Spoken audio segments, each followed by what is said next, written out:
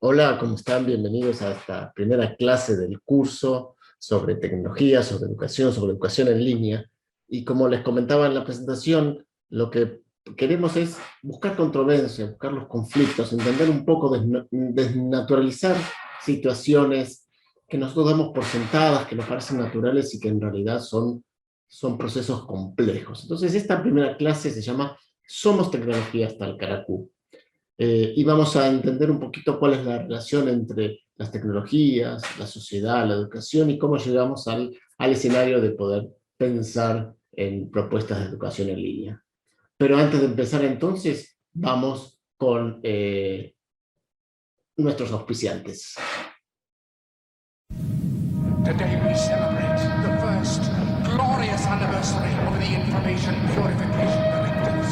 We have created, for the first time in all history, a garden of pure ideology, where each worker may bloom, secure from the pests, obeying contradictory thoughts. Our unification of thoughts is more powerful a weapon than any fleet or army on earth. We are one people, with one will, one resolve, one cause. Our enemies shall talk themselves to death, and we will bury them with their own confusion. We shall prevail. On January 24th, Apple Computer will introduce Macintosh. And you'll see why 1984 won't be like 1984. Bueno, aquí fue la primera publicidad que incluí como manera de traer el tema.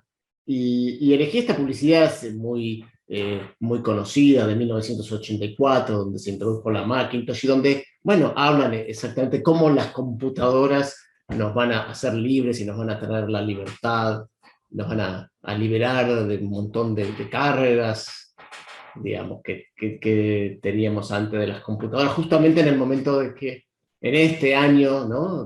2020, 2021, donde está muy cuestionada la relación con las tecnologías digitales, lo que sucede con ellas, con las democracias, con la posibilidad de los humanos de poder elegir.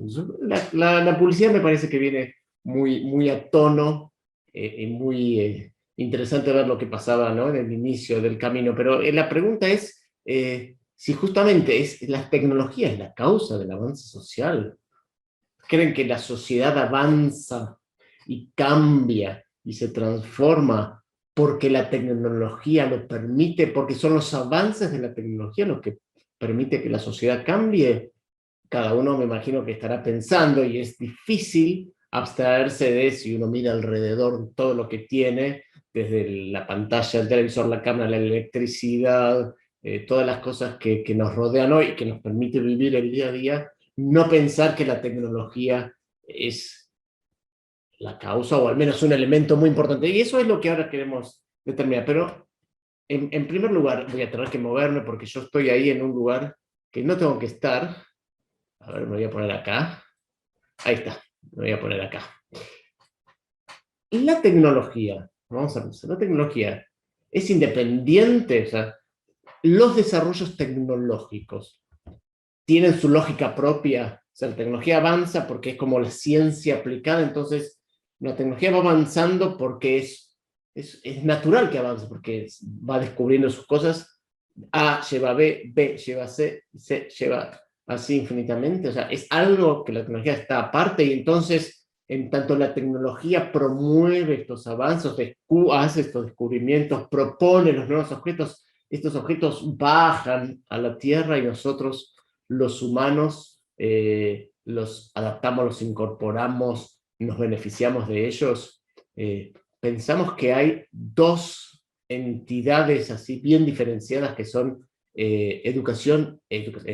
sociedad y tecnología.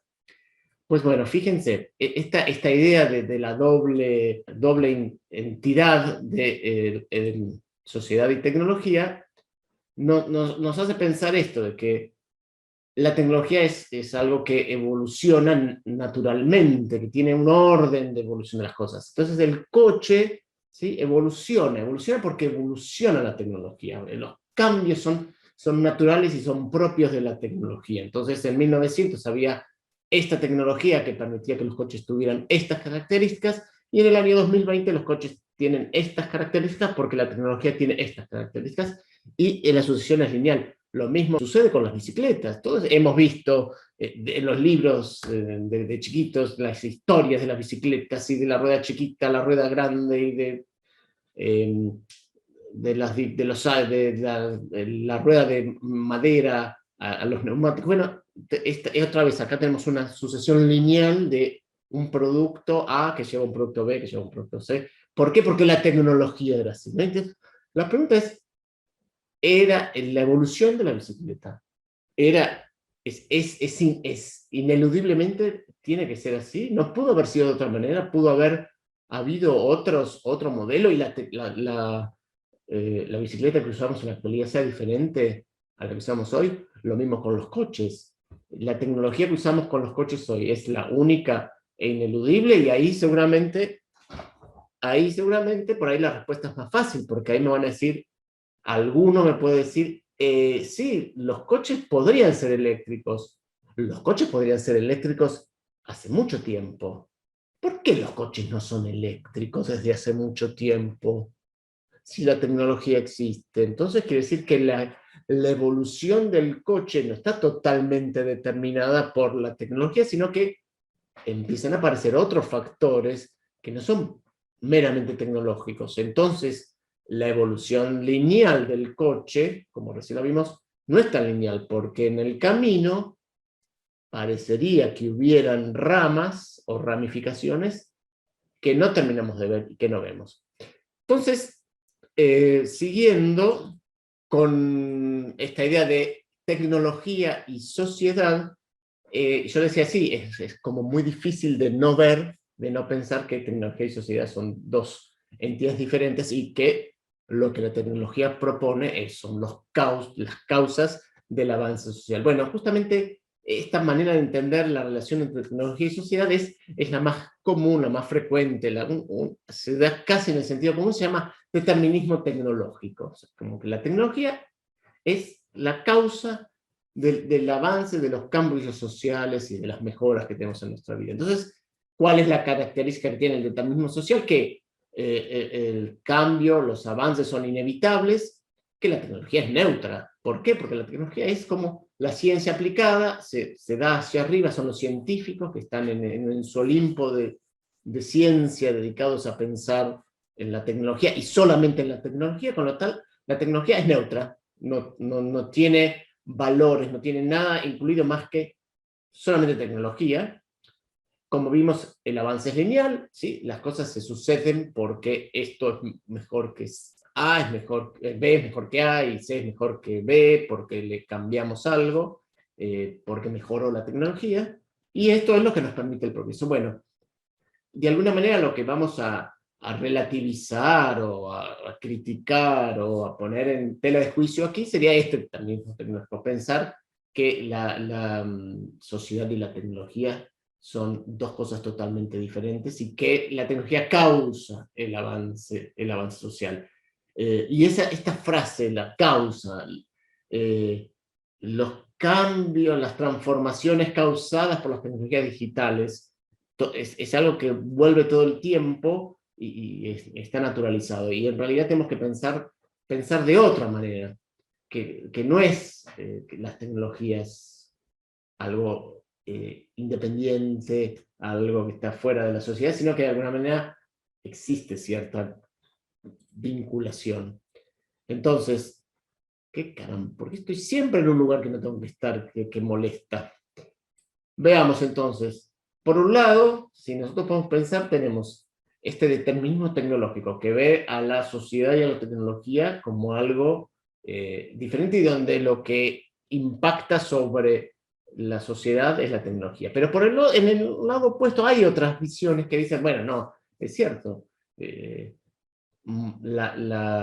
los científicos son seres que viven son seres humanos, viven en la sociedad, no están en un Olimpo, no son dioses griegos que viven ahí arriba desconectados.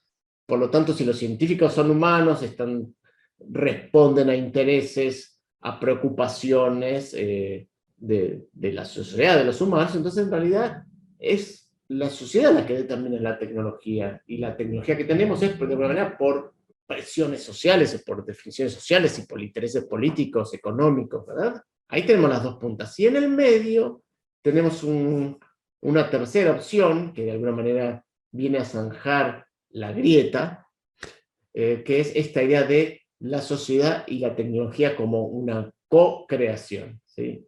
La sociedad crea la tecnología y la tecnología de alguna manera crea la sociedad, ¿sí?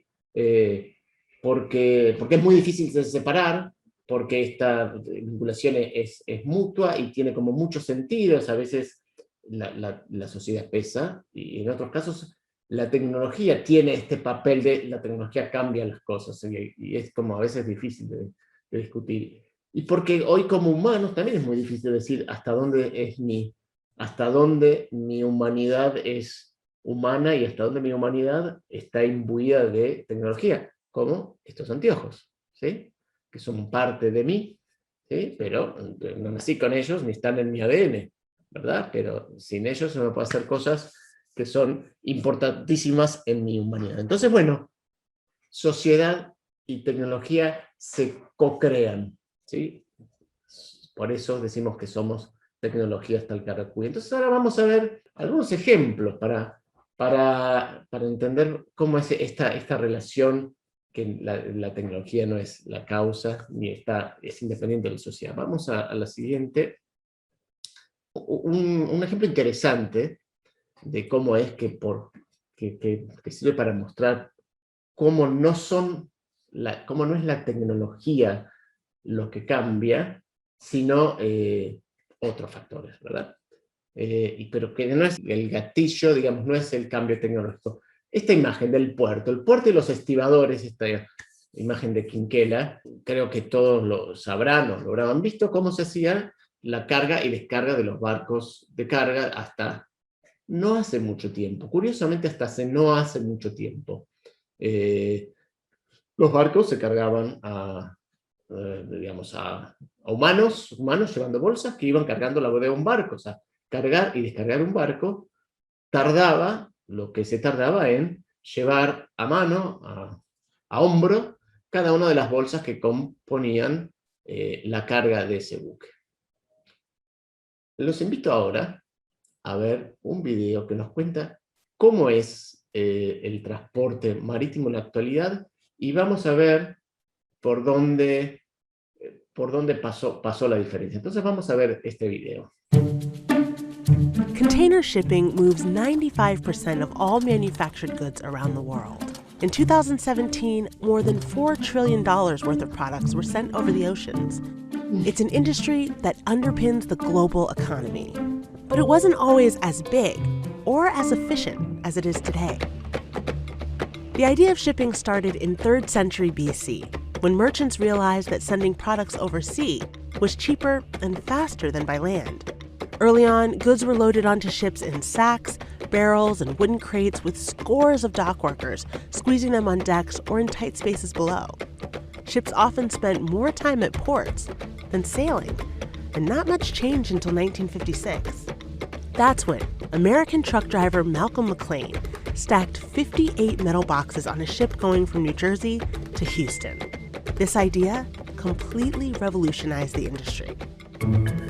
The containers not only protected the products, but when the ships docked at ports, truck beds and freight trains could take them away without repackaging. A flurry of innovation followed, and container sizes were standardized. In 1966, Moore McCormick Line started the first transatlantic container service. And then in 1968, one of the first modern container ships hit the water. The Japanese Hakone Maru carried 752 20-foot containers using a standard still used today. Cargo could now be moved from purpose-built vessels to rail and roads in massive volumes, cutting transport costs by at least 75%. This led to the emergence of global shipping behemoths like Denmark's Maersk Line, France's CMA CGM, and China's COSCO. By the 1980s, around 90% of manufactured goods were containerized, from designer dresses and food to home goods, electronics, and heavy machinery. Globalization exploded as ships moved Asian goods to the West and vice versa, making stops at dozens of ports along the way. Recently, the Panama and Suez Canals were expanded, allowing for bigger ships to cross and in greater numbers. But it's not all been smooth sailing. The industry has been plagued by too many ships in the water, sparking a series of price wars that plunged many operators deep into the red and completely sank others. This caused a wave of consolidation, seeing the top 20 ocean carriers shrink to 11, a number that's expected to get even smaller. Shipping has also seen criticism from governments and environmentalists, who say that it's responsible for around a quarter of the world's nitrogen oxide pollution. In response, operators are adopting cleaner fuels like natural gas. Today, the industry continues to boom. Container ships are as high as the Empire State Building if turned upright and can move more than 20,000 boxes each. A single container can hold 10,000 iPads at a cost of 5 cents each from Shanghai to Hamburg. The average TV coming to the US from China costs less than $2 to ship. The most recent growth has been in refrigerated shipping. Fresh produce, food, and flowers that once only moved by plane are now shipped on satellite-tracked reefer boxes that keep them fresh. Bananas can last in these for up to 50 days. So what does the future hold? Likely crewless behemoths running on batteries that can move 50,000 containers, and global cargo distributed through blockchain technology that will eliminate paperwork and further cut costs. Later this year, the first so-called Tesla of the Seas will hit the water in a Norwegian fjord, moving fertilizer from a production site to an export port. The ship will replace thousands of truck routes through populated areas. Como les comentaba, este video cortito es muy interesante, primero porque nos explica algo que por ahí siempre es interesante saber y nos da curiosidad. ¿Cómo es que pasamos de estos hombres que cargaban al contenedor? Y la pregunta importantísima ¿es un cambio tecnológico? ¿Qué fue lo que disparó el crecimiento de los contenedores? Las cajas, o sea, la idea o sea, por ahí si no es demasiado claro el video, cuando uno llena un barco con contenedores, lo que sucede es que uno carga el contenedor antes, lo llena en la fábrica, lo llena en donde sea, y transporta el contenedor lleno al barco, con lo cual rápidamente las grúas, o es más fácil llenar el barco con los contenedores ya precargados que tener que ir cargando el barco, ¿no? Bolsita a bolsita o humano a humano subiendo las bolsitas. Entonces, ahí está la idea, que entonces el barco lleno de contenedores se carga más rápido. Ahora, fíjense, o sea, una caja de metal no se inventó en 1956. Las grúas de puerto no se inventaron en 1956. ¿Qué fue por qué en ese momento se inventó esta idea de hacer los barcos contenedores?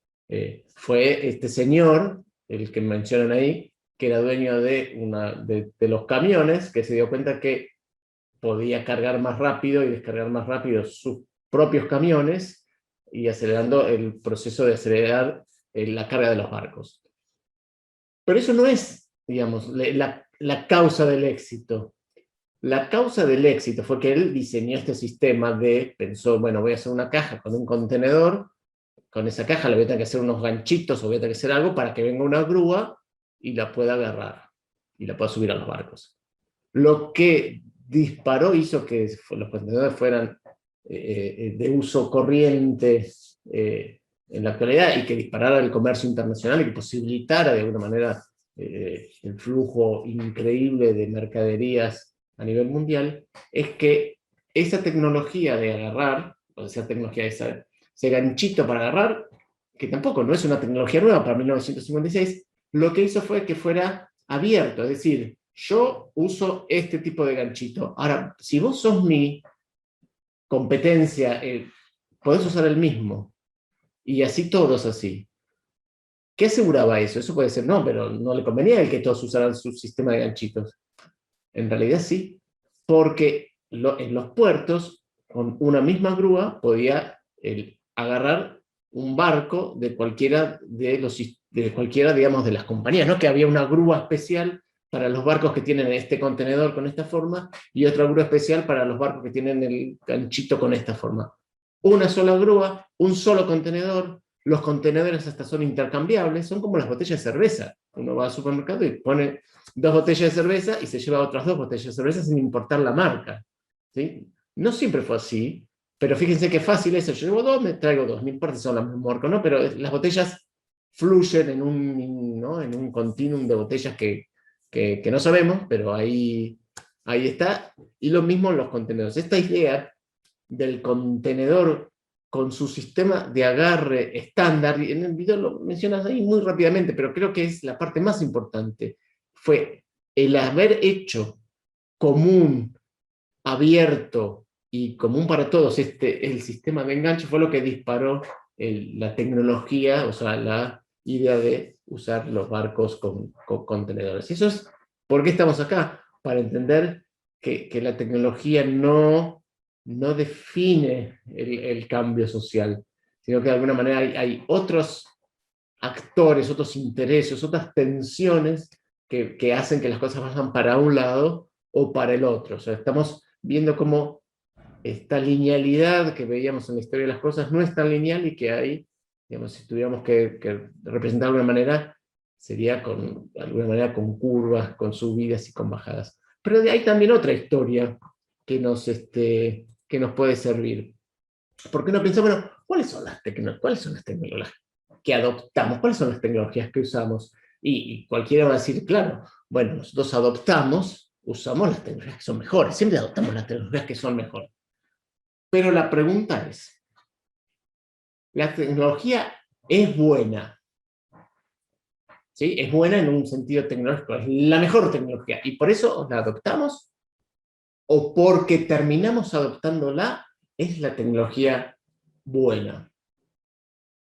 ¿Se entiende, no? La diferencia, o sea, es buena per se en un ideal tecnológico, esta tecnología es mejor y por eso la adoptamos, o porque la adoptamos se termina convirtiendo en la mejor tecnología. Y acá hay otro ejemplo para contar. Es el ejemplo de estos dos logos que tal vez a los que son, creo que me parece que todavía no hay una marca etaria acá, todos van a reconocer al menos el VHS, ¿sí? Los cassettes, los videocassettes del formato VHS. El otro, el Betamax, era otro formato, ahí sí, puede ser que muchos no lo conocieran, sobre todo en Argentina no tuvo mucho uso, era otro formato que era un videocassette, pero con una forma diferente y con un sistema de agarres diferentes. VHS era encabezado, digamos, era un formato, una tecnología, digamos, lanzada por Panasonic. Beta era de Sony, ¿sí?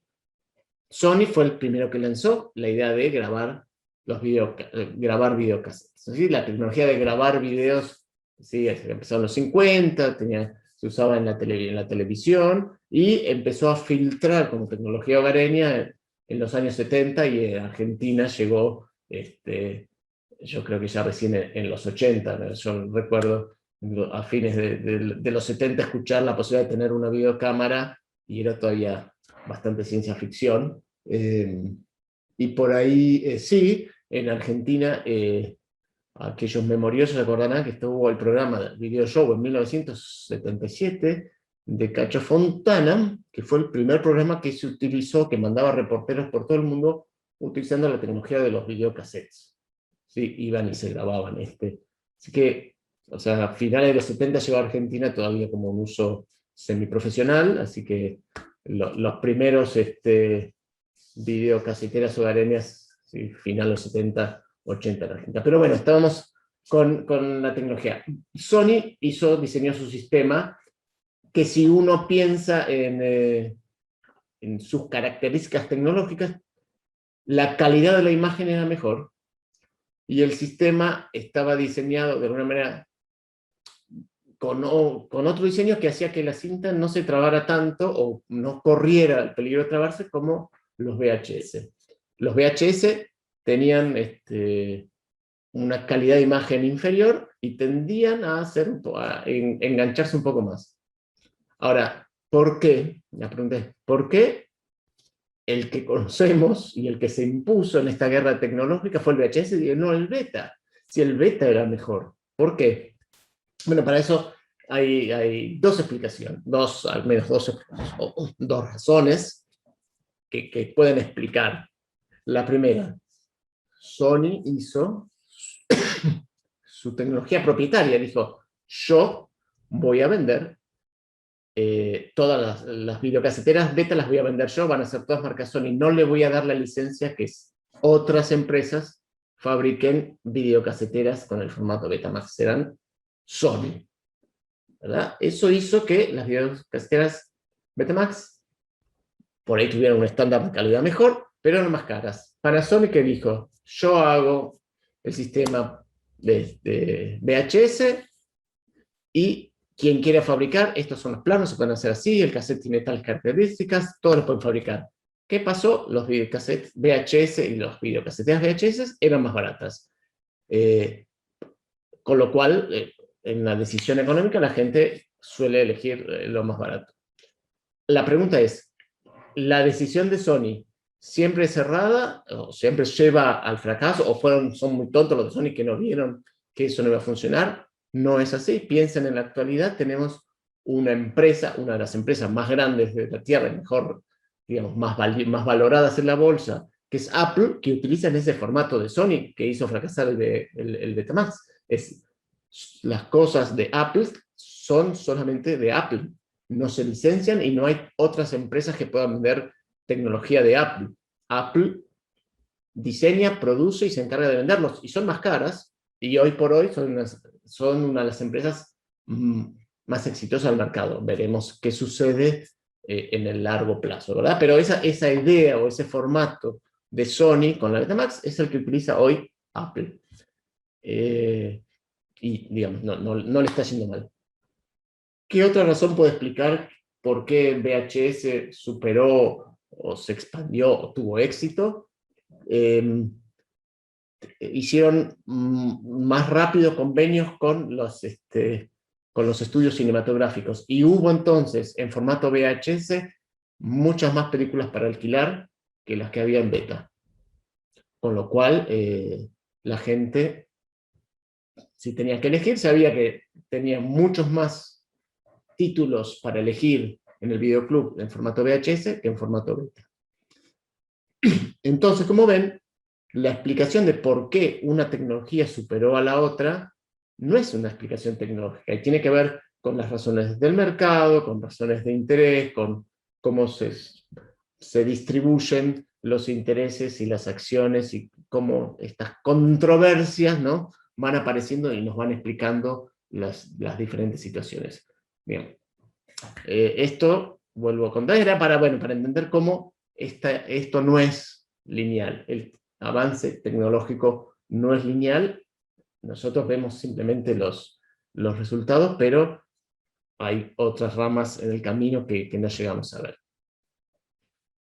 Muchas veces, cuando hablamos de las tecnologías y de las reacciones negativas que producen las tecnologías, aparece el término de nuditas, ¿sí? A uno le puede decir, vos sos un nudita porque se opone a las tecnologías. Nuevamente, cuando pensamos en la actualidad, cuando dice, bueno, los robots van a reemplazar a las personas, hay que acabar con los robots porque van a acabar con el trabajo de las personas. Y a uno lo acusan de nudita. Bueno, este señor, Ned Ludd, vivió en Inglaterra en la época de la Revolución Industrial, y lo que hizo fue iniciar un movimiento, digamos, de destrucción de los telares mecánicos, que en ese momento los telares mecánicos recién inventados empezaban a sustituir el trabajo de los trabajadores textiles que tenían que hacer las telas. El telar mecánico era mucho más eficiente y mucho más barato que los trabajadores. Ahí entonces empezó, digamos, como una revuelta de Ned Ludd para destruir los telares. Ahora, lo que sucede, y acá viene una interesante línea divisoria, es si uno se analiza qué es lo que pasaba con Ned Ludd y sus seguidores, no se oponían al uso de las tecnologías, no a las tecnologías en sí mismo, sino que ellos se oponían a que las tecnologías se utilizaran en el sentido de solo beneficiar a uno y perjudicar a otros. Porque podría ser, se puede pensar, ¿sí?, que las tecnologías pueden utilizarse, ¿sí?, para abaratar el proceso, pero no para dejar sin trabajo. O sea, podemos pensar diferentes modelos, ¿verdad? Incluso esa misma discusión que existía en la época de Ned Ludd la podemos tener ahora. Bueno, si se inventa una máquina que reemplaza o que puede hacer el trabajo más rápido y más eficiente o menos peligroso que los humanos, ¿eso significa que hay que usarla para reemplazar, ¿sí?, y maximizar las ganancias, o puede ser utilizada para reemplazar y repartir ganancias o equilibrar ganancias, en fin?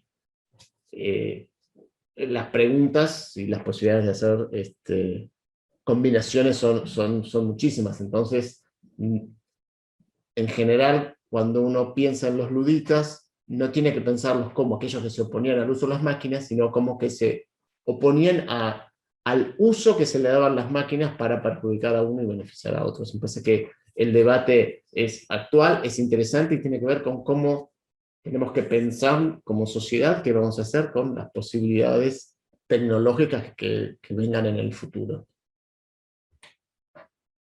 Entonces, por ahí, para cerrar esta primera clase, tenemos que toda tecnología le tenemos que hacer preguntas. Podemos destapar esta idea de las tecnologías como algo neutro, como algo independiente, y empezar a hacerle preguntas y descubrir, digamos, todas estas tensiones internas que aparecen.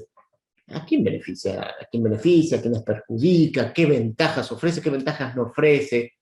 ¿Con qué tecnologías compite? Y hay otras tecnologías que compiten, y cuáles son estas tensiones que tienen esas otras tecnologías. ¿Reemplaza otra tecnología? Socialmente, ¿cuáles son los vínculos que necesita o que propone estas tecnologías? Es decir, veamos a las tecnologías como susceptibles de ser examinadas a la luz de las controversias que traen. Me parece que es la idea importante en esta primera parte de la clase, que la enganchamos, ahora sí, con la idea de qué sucede con las tecnologías y la educación. Porque toda esta, tal vez prólogo y cuestionamientos que hacemos sobre las tecnologías y la sociedad, las tenemos que hacer para las tecnologías en la educación. Y pensar entonces, ¿sí?, si las tecnologías son por sí, el uso de las tecnologías en la educación significa innovación, ¿sí? Si todo cambio tecnológico en la educación es progreso. ¿Qué significa progreso en la educación? Que las cosas sean posibles tecnológicamente significa que tenemos que indudablemente utilizarlas en la educación. Lo mismo, quiénes se benefician, quiénes se perjudican, cómo se fundamenta, cómo se investiga, quiénes investigan este uso de las tecnologías. Hay un montón de preguntas que tenemos que hacer sobre las tecnologías en la educación. Entonces hay por ahí un texto importantísimo, ¿sí?, y creo que es una base, una columna importante sobre la que conviene apoyarse, que es el texto de Gabriel Salomon, cuando nos habla de que lo que importa es el racional tecnológico del uso de las tecnologías. Me parece que Gabriel hizo ese texto, lo escribió originalmente cerca de los 2000, y hay esta versión que estamos compartiendo aquí en el campus, es la versión póstuma. Como dice ahí el texto, se murió como la sinfonía inconclusa, se murió, digamos, escribiéndolo. Lo que tiene es que, digamos, de alguna manera actualizó y modernizó los ejemplos, y no utiliza tecnologías que hoy nos parecen viejas, y utiliza algunos ejemplos mucho más más cercanos y concretos, pero digamos en su argumentación y la estructura y la lógica es la misma. Así que están los dos textos disponibles, van a ver que son los mismos, y las ideas centrales son las mismas, y nos hablan de la importancia del racional pedagógico. Bueno, ¿para qué y por qué vamos a utilizar las tecnologías en la educación? Y eso es lo que vamos a ir descubriendo en las siguientes clases. En este caso, cuando hablamos de tecnología, es para pensar entornos en línea, para pensar educación en línea, para ver cómo pensamos la educación en un entorno tecnológico, que es el entorno virtual, cómo hacemos para pensar buenas propuestas educativas. Bueno, entonces cerrando esta primera clase, nos queda pensar un poco en las actividades, cómo complementar, cómo profundizar estas ideas que trajimos sobre la sociedad, la tecnología, la educación. Entonces, como les decía, está el texto de Salomón, hay un video también que habla del colega español sobre derribando mitos, que me parece muy interesante, muy didáctico, muy concreto, donde está estos ejemplos donde dice si todavía ustedes creen que la tecnología es neutral, y él trae claramente los ejemplos. Me parece que vale la pena verlo, no vale la pena que yo haga la traducción de lo que él dice, porque sé que vale la pena verlo, es un excelente recurso. Y bueno, y como actividad está también esta de pensar la biografía profesional, tecnológica, es decir, cómo fue cambiando y cómo fue mutando, ¿sí?